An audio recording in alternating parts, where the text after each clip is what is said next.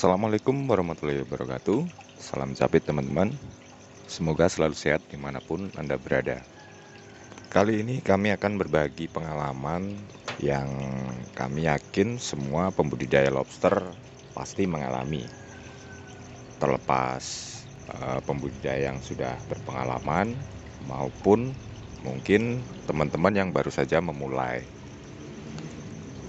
Namun sebelum itu, kami ucapkan terima kasih kepada teman-teman yang sudah subscribe dan juga mengikuti channel kami. Dukungan dari teman-teman sangat berharga bagi perkembangan channel ini. Buat teman-teman yang belum subscribe, silahkan subscribe terlebih dahulu dan tekan tombol lonceng notifikasinya supaya mendapatkan update terbaru dari channel cara budidaya lobster air tawar. Baik teman-teman, kali ini kami akan membahas tentang 3 macam stres yang pasti akan teman-teman semua alami apabila terjun dalam budidaya lobster air tawar ya. Selain dari pengalaman pribadi yang kami alami, materi ini juga berdasarkan dari atau kami dapat sebagai hasil dari sharing dengan teman-teman pembudidaya yang lain ya. Ada 3 macam stres yang biasanya terjadi dalam berbudidaya lobster air tawar. Yang pertama adalah stres karena lobster mati.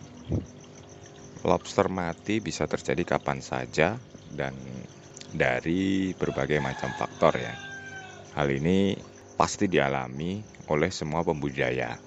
Walaupun memang untuk pemula tahapan atau lobster mati ini lebih sering terjadi ya, karena mungkin gagal dalam proses adaptasi.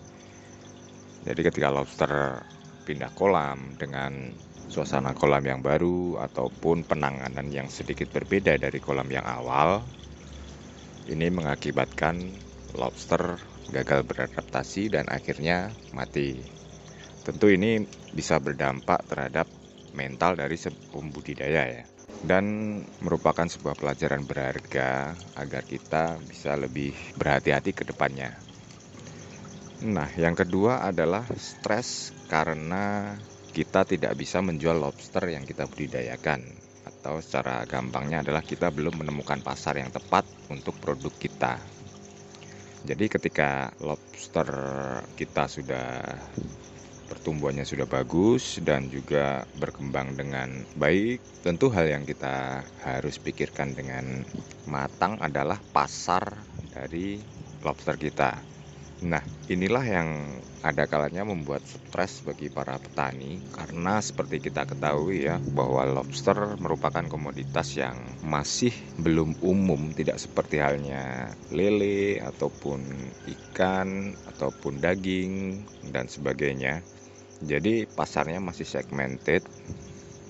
Untuk itu, ketika kita mempunyai barang yang banyak dan pasar belum ketemu, sedangkan kos produksi terus berjalan, tentu kita akan stres dalam memikirkan strategi pemasaran yang tepat atau menemukan konsumen yang cocok dengan produk kita.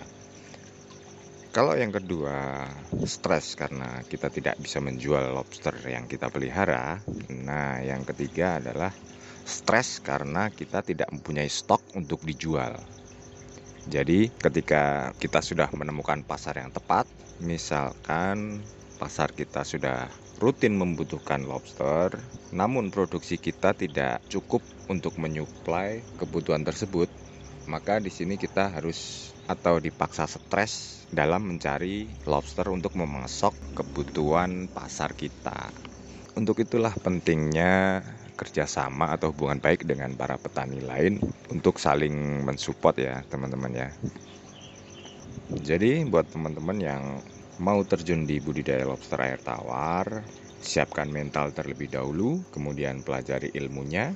Setelah itu baru siapkan modal untuk mengeksekusi. Semoga sharing kami ini bermanfaat teman-teman. Jangan lupa like dan bagikan ke teman-teman yang lain jika video ini bermanfaat. Salam capit. Wassalamualaikum warahmatullahi wabarakatuh.